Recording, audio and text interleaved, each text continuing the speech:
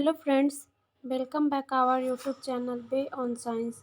Friends, हम लोग discussion कर रहे हैं क्लास 10th का साइंस, जिसमें हम लोगों ने चैप्टर 4 का डिस्कशन हम लोग कर रहे हैं।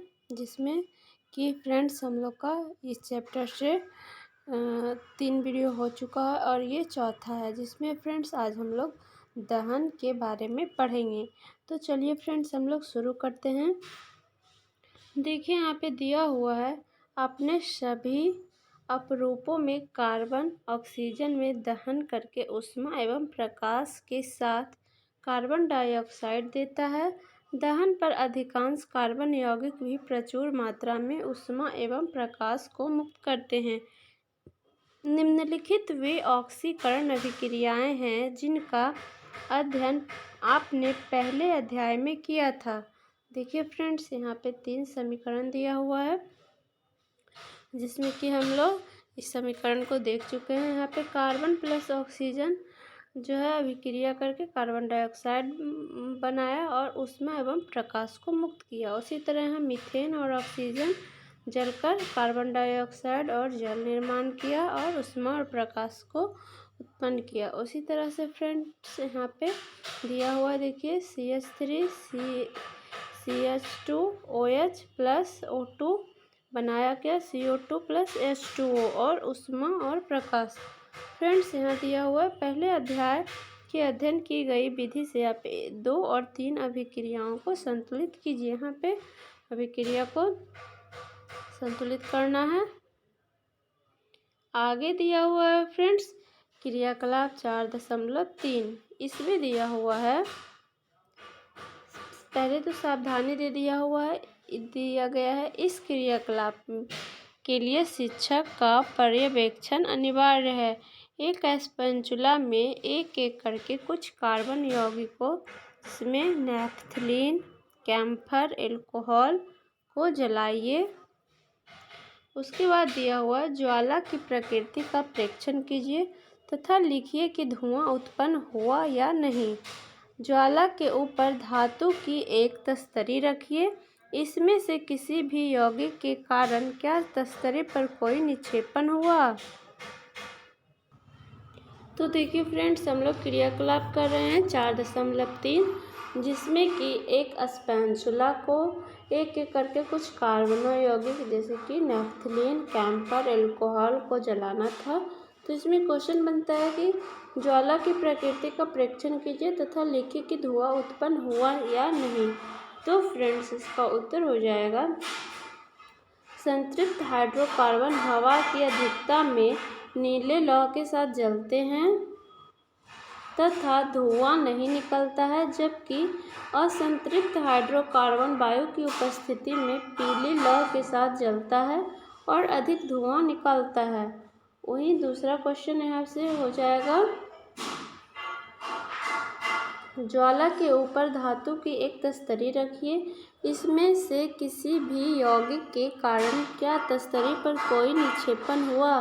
तो फ्रेंड्स इसका उत्तर हो जाएगा, जब नैफ्थलीन और कैम्फर को जलाया जाता है तो तस्तरी की निचली सतह में निक्षेपण होता है। आगे है क्रियाकलाप 4.4, इसमें दिया हुआ है, एक बुनसेर बर्नर जलाइए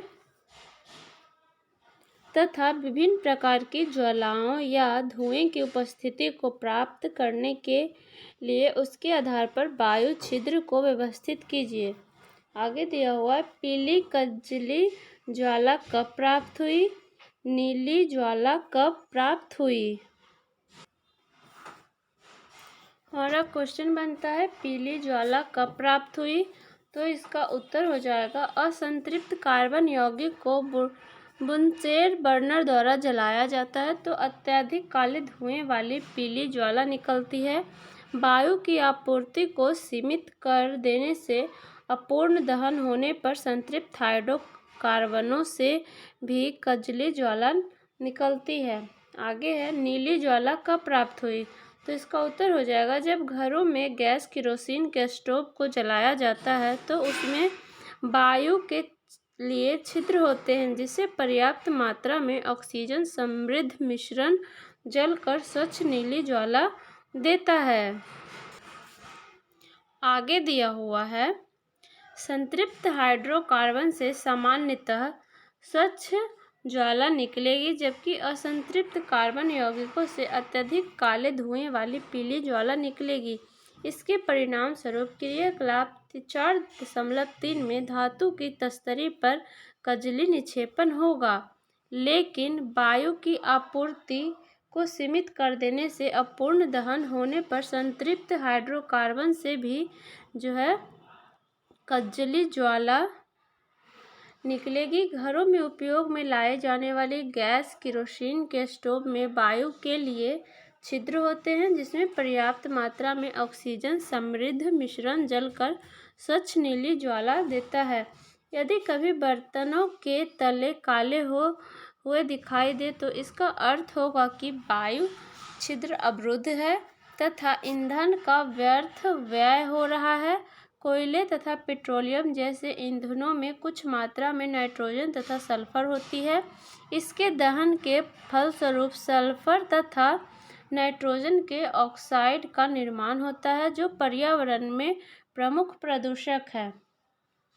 आगे दिया हुआ है, क्या आप जानते हैं? तो इसको भी जानना है।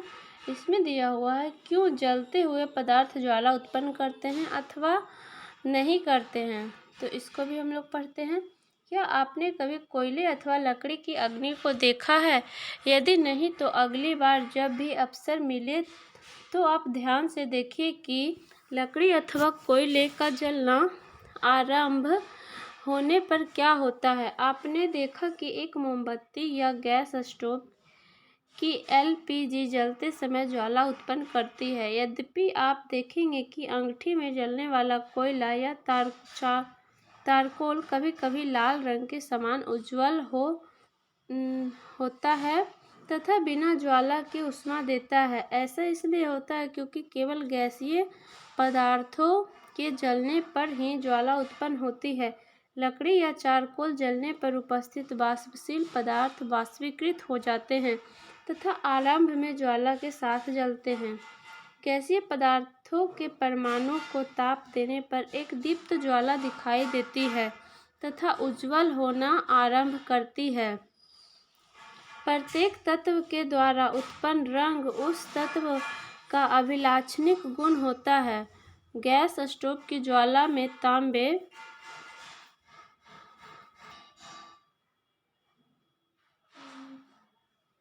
के तार को जलाने का प्रयास कीजिए तथा इसके रंग का परीक्षण कीजिए। आपने देखा कि अपूर्ण दहन से कज्जल उत्पन्न होता है, जो कार्बन होता है। इसके आधार पर आप मोमबत्ती की पीले रंग की ज्वाला का क्या कारण बताएंगे? आगे दिया हुआ है, यह भी जानिए, जिसमें है कोयले तथा पेट्रोलियम का निर्माण। कोयले तथा पेट्रोलियम का निर्माण जैव मात्रा में हुआ है, जो विभिन्न जैविकीय तथा भूवैज्ञानिक प्रक्रियाओं पर निर्भर करते हैं। कोयला लाखों वर्ष पुराने वृक्षों, फर्न तथा अन्य पौधे का अवशेष है। संभवतः भूकंप अथवा ज्वालामुखी फटने के कारण ये धरती के चट्टान के परतों के बीच दब गए तथा धीरे धीरे क्षय होकर ये कोयला बन गए। तेल तथा गैस लाखों वर्ष पुराने छोटे समुद्री पौधे तथा जीवों के अवशेष हैं। उनकी मृत्यु होने पर उनके शरीर समुद्र तल में डूब गए तथा गाद से ढक गए। उन मृत अवशेषों पर बैक्टीरिया के आक्रमण से प्रबल दाब के कारण तेल तथा गैस का निर्माण हुआ। इसी बीच गाद धीरे धीरे दबकर चट्टान बन गया। चट्टान के छिद्रित भागों से तेल तथा गैस का रिसाव हुआ और ये पानी में स्पंज की तरह फंस गए। क्या आप अनुमान लगा सकते हैं कि कोयला तथा पेट्रोलियम को जीवाश्म ईंधन क्यों कहते हैं?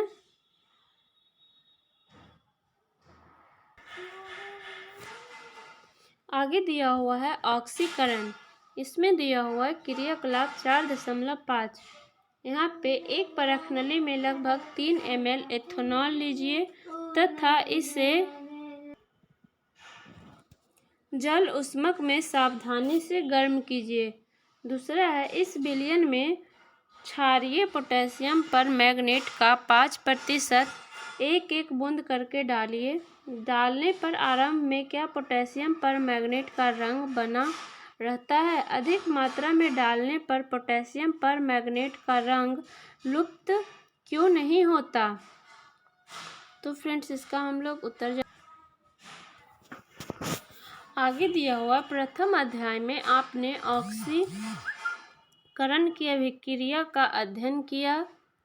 दहन करने पर कार्बन यौगिकों को सरलता से ऑक्सीकृत किया जा सकता है। इस पूर्ण ऑक्सीकरण के अतिरिक्त ऐसी अभिक्रियाएं भी होती है जिसमें अल्कोहल को कार्बोक्सिलिक अम्ल में बदला जा सकता है। देखिए फ्रेंड्स, यहाँ पे अभिक्रिया दिया हुआ है। हम देखते हैं कि कुछ पदार्थों में अन्य पदार्थों को ऑक्सीजन देने की क्षमता होती है। इन पदार्थों को ऑक्सीकारक कहा जाता है। क्षारीय पोटेशियम परमैंगनेट अथवा अम्लीकृत पोटेशियम डाइक्रोमेट अल्कोहल को अम्लों में ऑक्सीकृत करते हैं, अर्थात ये आरंभिक पदार्थ में ऑक्सीजन जोड़ते हैं, अतएव इनको ऑक्सीकारक कहते हैं। आगे पॉइंट दिया हुआ फ्रेंड्स, संकलन अभिक्रिया। इसमें दिया हुआ है, पैलोडियम अथवा निकेल जैसे उत्प्रेरकों की उपस्थिति में असंतृप्त हाइड्रोकार्बन हाइड्रोजन जोड़कर संतृप्त हाइड्रोकार्बन देते हैं। उत्प्रेरक वे पदार्थ होते हैं जिनके कारण अभिक्रिया विभिन्न दर से आगे बढ़ती है, जो अभिक्रिया को प्रभावित नहीं करते हैं। निकेल उत्प्रेरक का उपयोग करके साधारणतः वनस्पति तेलों के हाइड्रोजनीकरण में इस अभिक्रिया का उपयोग होता है। वनस्पति तेलों में साधारणतः लंबी असंतृप्त कार्बन श्रृंखलाएं होती है, जबकि जंतु वसा में संतृप्त कार्बन श्रृंखला होती है। यहाँ निकेल उत्प्रेरक का यहाँ पे एग्जाम्पल दिया गया है। आपने देखा होगा कि कुछ विज्ञापनों में कहा जाता है कि वनस्पति तेल स्वास्थ्यवर्धक होते हैं। साधारणतः जंतु वसा में संतृप्त वसा अम्ल होते हैं, जो स्वास्थ्य के लिए हानिकारक माने जाते हैं। भोजन पकाने के लिए असंतृप्त वसा अम्लों वाले तेलों का उपयोग करना चाहिए, यानी कि वनस्पति तेल का। यहाँ पे दिया हुआ है, प्रतिस्थापन अभिक्रिया। संतृप्त हाइड्रोकार्बन अत्यधिक अभिकृत होते हैं तथा अधिकांश अभिकर्मकों की उपस्थिति में अक्रिय होते हैं। हालांकि सूर्य के प्रकाश की उपस्थिति में अति तीव्र अभिक्रिया में क्लोरीन का हाइड्रोकार्बन में संकलन होता है। क्लोरीन एक एक करके हाइड्रोजन के परमाणुओं का प्रतिस्थापन करती है। इसको प्रतिस्थापन अभिक्रिया कहते हैं, क्योंकि एक प्रकार का एक परमाणु अथवा परमाणुओं के समूह दूसरे स्थान लेते हैं। साधारणतः उच्च समजातीय एल्केन के साथ अनेक उत्पादकों का निर्माण होता है। जैसे कि देखिए फ्रेंड्स, यहाँ पर मीथेन प्लस क्लोरीन है। सूर्य के प्रकाश की उपस्थिति में यहाँ देखिए उत्पाद का निर्माण हुआ है। आगे है फ्रेंड्स प्रश्न, जिसको हम लोग देखेंगे। इसमें प्रश्न दिया गया है, जिसमें पहला है, एथेनॉल से एथेनोइक अम्ल में परिवर्तन को ऑक्सीकरण अभिक्रिया क्यों कहते हैं? दूसरा है, ऑक्सीजन तथा एथाइन के मिश्रण का दहन बोल्डिंग के लिए किया जाता है। क्या आप बता सकते हैं कि एथाइन तथा वायु के मिश्रण का उपयोग क्यों नहीं किया जाता है? तो फ्रेंड्स, इसका हम लोग उत्तर जानेंगे।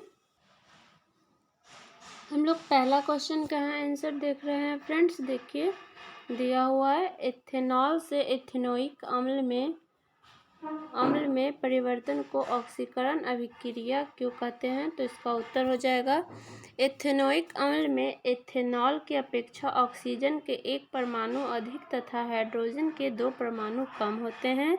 जिस अभिक्रिया में ऑक्सीजन की वृद्धि और हाइड्रोजन की कमी होती है, उस रासायनिक अभिक्रिया को ऑक्सीकरण अभिक्रिया कहते हैं। इसी कारण एथेनॉल से एथेनॉइक अम्ल में परिवर्तन को ऑक्सीकरण अभिक्रिया कहते हैं। दूसरा क्वेश्चन दिया हुआ है, ऑक्सीजन तथा एथाइन के मिश्रण का दहन वेल्डिंग के लिए किया जाता है। क्या आप बता सकते हैं कि एथाइन तथा वायु के मिश्रण का उपयोग क्यों नहीं किया जाता?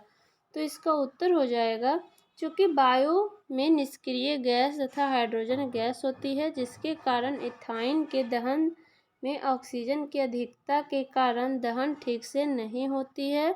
इसी कारण एथाइन के दहन के लिए वायु का उपयोग नहीं किया जाता है। आगे दिया हुआ है कुछ महत्वपूर्ण कार्बन यौगिक एथेनॉल तथा एथेनोइक अम्ल। फ्रेंड्स, इसका हम लोग नेक्स्ट वीडियो में डिस्कशन करेंगे। आज का डिस्कशन यहीं तक रहने देते हैं। हमारे चैनल को अभी तक सब्सक्राइब नहीं किया है, नए हैं तो प्लीज़ सब्सक्राइब कर लें, बेल आइकन को प्रेस कर लें, हमारे वीडियोज़ को लाइक करें और अपने दोस्तों के साथ शेयर करें।